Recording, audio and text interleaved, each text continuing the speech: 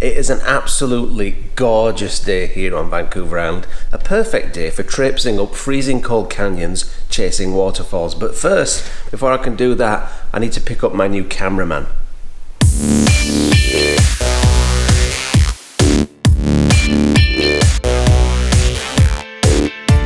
So this is Cayden, my new cameraman and the household barista. When Cayden offered to be my GoPro cameraman, I asked him if he was qualified, and he said, I make a good coffee and you can pay me in burgers. So I said, you're hired. So Gavin, where are we going? We are going to Nile Creek and we're going to be chasing waterfalls. Is it going to be cold? Oh!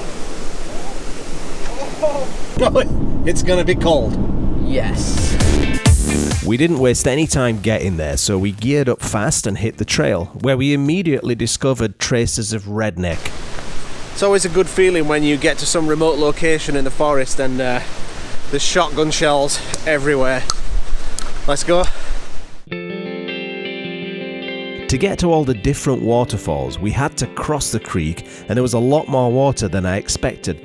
So we picked a shallow section to cross the river. Poor young Cayden didn't have any blubber to keep him warm like I did, and that water was cold enough to freeze my giblets. Oh, the old familiar numbness.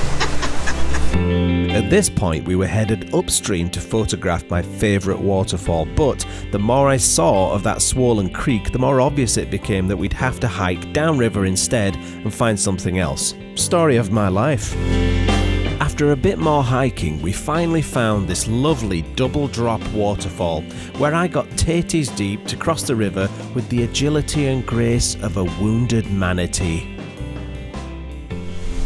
So I would never recommend holding onto the tripod like this because the vibration's going to give you a blurred shot. But when you're in such a sketchy and precarious position like this on a shaky rotten log, you've got to do what you've got to do, and sometimes it's okay just to hold on to it. It's better than getting no shot.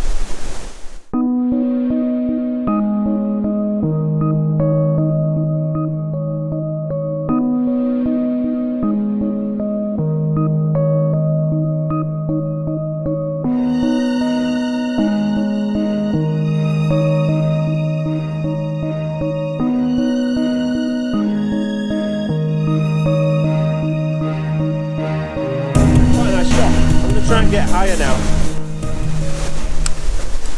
This is going to be ridiculous.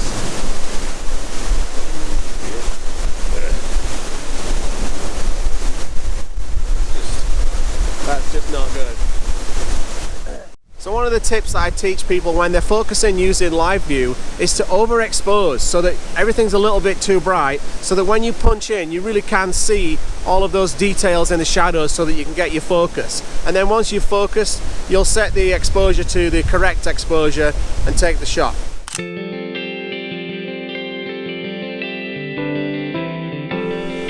And then another top tip is whenever you switch from being a horizontal shot to a vertical, always remember to turn that polarizer so that it's doing its thing. It's easy to forget.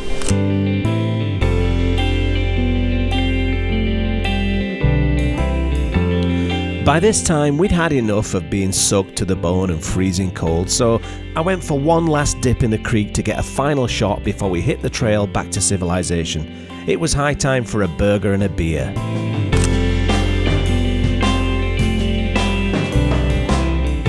Okay, Cayden, did you get some good shots?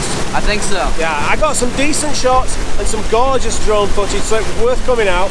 At first I thought we were going to get completely scuppered because the river was bursting its banks and completely missing bridge. The bridge didn't even exist anymore, so adverse conditions, almost a complete failure of a day, but we hiked further down river, got some really nice light, some nice conditions, so all in all it was a pretty good day. I think it's time for a beer. I'll be having a beer, you shall be having a burger. A burger. I'll have a burger too. Thanks for watching. Bye-bye. Bye. I hope you enjoyed that video, and if you did, please give it a like and hit the old subscribe button. Thanks for watching.